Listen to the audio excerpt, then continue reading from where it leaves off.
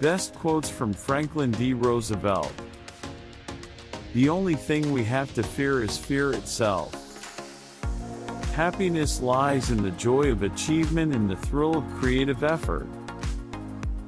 The test of our progress is not whether we add more to the abundance of those who have much, it is whether we provide enough for those who have little. The only limit to our realization of tomorrow will be our doubts of today. When you come to the end of your rope, tie a knot and hang on. True individual freedom cannot exist without economic security and independence. I ask you to judge me by the enemies I have made. Democracy cannot succeed unless those who express their choice are prepared to choose wisely. There are many ways of going forward, but only one way of standing still. Men are not prisoners of fate, but only prisoners of their own minds. A nation that destroys its soils destroys itself. Forests are the lungs of our land, purifying the air and giving fresh strength to our people. The only way to have a friend is to be one. We cannot always build the future for our youth, but we can build our youth for the future. We are trying to construct a more inclusive society.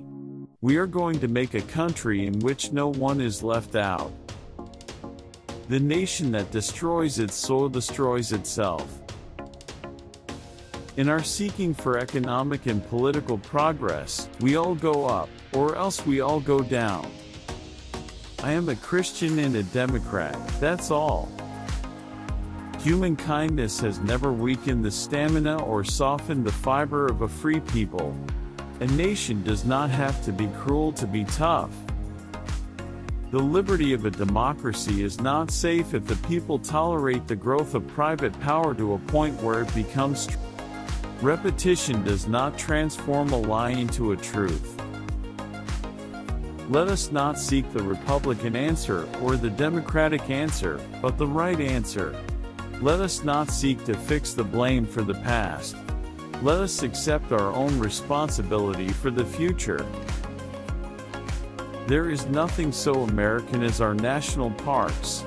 The scenery and the wildlife are native. The fundamental idea behind the parks is native.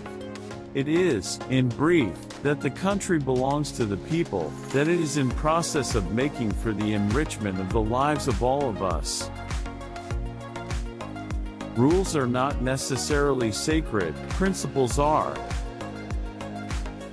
I am neither bitter nor cynical, but I do wish there was less immaturity in political thinking.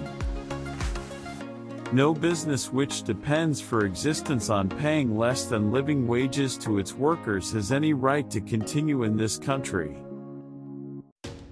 The point in history at which we stand is full of promise and danger. The world will either move forward toward unity and widely shared prosperity, or it will move apart. Let us never forget that government is ourselves and not an alien power over us.